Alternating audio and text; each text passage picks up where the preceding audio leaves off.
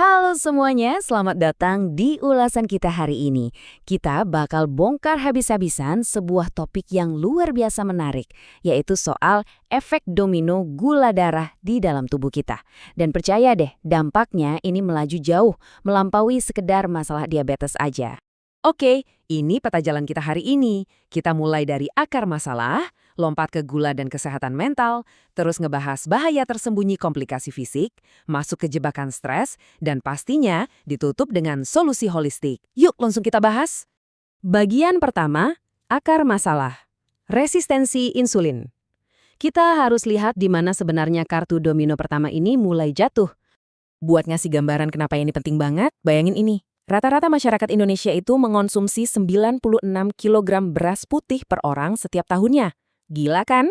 Angka ini luar biasa tinggi. Dan masalahnya, nasi putih itu punya indeks glikemik yang sangat tinggi, di angka 72,8%. Nah, poin krusialnya begini, beban karbohidrat harian yang luar biasa besar ini lama-lama bikin pankreas Anda kelelahan. Ibaratnya, pankreas disuruh lembur terus-terusan buat produksi insulin, sampai akhirnya sel-sel tubuh Anda malah jadi kebal. Glukosa yang harusnya masuk ke sel buat dijadiin energi, malah nyangkut dan numpuk di darah. Inilah yang kita sebut resistensi insulin. Sebenarnya tubuh kita itu pinter banget ngasih sinyal peringatan dini. Coba deh cek apa Anda sering rasa lapar lagi pada baru jam makan? Atau ngerasa ngantuk dan lemes banget abis makan siang? Terus gimana sama lemak perut yang banel banget susah turun? Atau mungkin ada bercak kulit gelap di lipatan leher yang namanya akanthosis nigricans? Kalau iya, hati-hati loh, itu semua sinyal kuat kalau sistem metabolik Anda lagi benar-benar kewalahan. Masuk ke bagian kedua, gula dan kesehatan mental. Kita bakal lihat gimana kegagalan metabolisme ini ternyata langsung ngehantam pikiran kita. Jadi gini mekanisme pastinya. Abis makan yang manis-manis, gula darah itu melonjak tajam. Tapi nggak lama kemudian, anjlok drastis. Ini bikin semacam roller coaster biologis. Pas gula darah anjlok, itu secara fisik nguras produksi protein penting di otot yang namanya BDNF. Ujung-ujungnya, ini memicu peradangan klinis di otak yang bisa ningkatin risiko kecemasan dan depresi. Sama sekali nggak kebayangkan.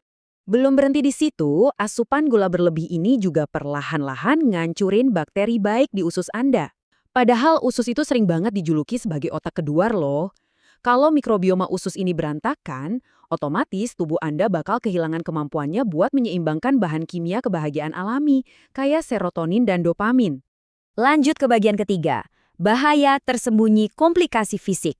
Seiring jatuhnya kartu domino ini, efek fisiknya jadi sangat sistemik dan berbahaya. Coba perhatiin perbandingannya. Gula darah yang nggak terkontrol itu beneran bisa ngubah konsistensi darah Anda. Darah jadi mengental, viskositasnya naik, atau yang sering disebut hiperkoagulasi. Akibatnya, waktu pembekuan darah jadi lebih pendek, dan ini nyiptain risiko penyumbatan pembuluh darah kardiovaskuler yang luar biasa masif. Sebagai tambahan, darah kental yang penuh gula ini juga ngerusak pembuluh darah mikro di mata kita.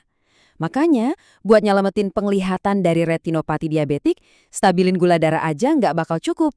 Anda wajib kontrol tekanan darah, berhenti merokok, dan ini yang sering banget orang nggak sadar, hindari olahraga angkat beban yang terlalu ekstrim.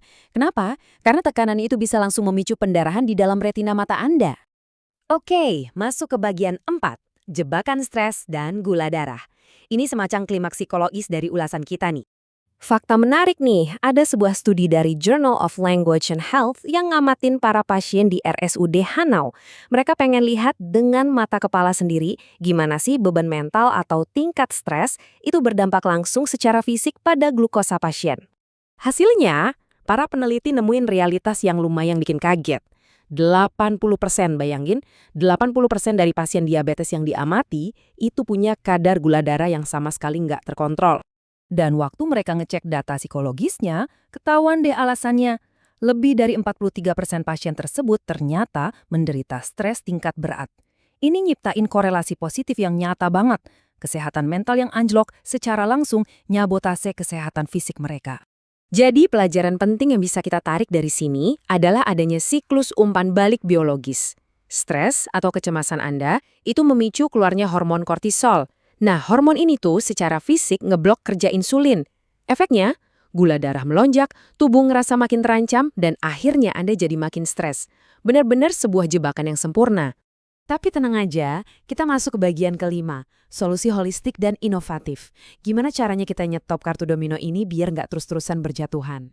Coba jujur sama diri sendiri. Selama ini gimana cara Anda ngukur porsi nasi? Masih asal tebak pakai takaran sendok? Atau udah benar-benar ngukur beban metabolik di piring Anda secara presisi? Kalau ngomongin inovasi, ada satu solusi teknologi brilian nih, dispenser beras otomatis berbasis IoT atau Internet of Things. Alat smart home ini pakai sensor beban dan mikrokontroler canggih buat ngebatasin porsi karbohidrat Anda secara matematis. Margin errornya cuma 0,5% loh, jadi nggak perlu lagi deh repot-repot nebak takaran.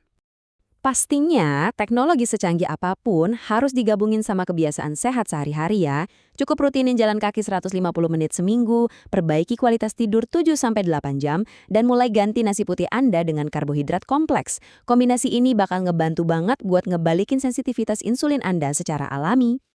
Nah, ini dia intervensi yang paling bikin kaget tapi efeknya bisa langsung kerasa. Teknik pernapasan dalam yang lambat atau slow deep breathing. Riset nunjukin, kalau Anda bisa nahan frekuensi napas di bawah 10 kali per menit dan ngelakuin ini 15 menit aja setiap hari, Anda benar-benar bisa nurunin kadar gula darah cuma dalam waktu 6 hari. Kok bisa? Karena pernapasan ini secara langsung nenangin sistem saraf Anda dan mutusin siklus jebakan stres yang kita bahas tadi. Sebagai penutup ulasan kita hari ini, saya pengen ninggalin satu pengingat penting buat Anda. Saat kita berhadapan dengan efek domino dari tingginya gula darah, mengambil satu tarikan nafas yang lambat dan dalam mungkin saja menjadi garis pertahanan pertama Anda. Pikiran dan tubuh kita ini terhubung dengan sangat erat. Jadi, langkah sadar apa nih yang mau Anda ambil hari ini buat balikin keseimbangan Anda?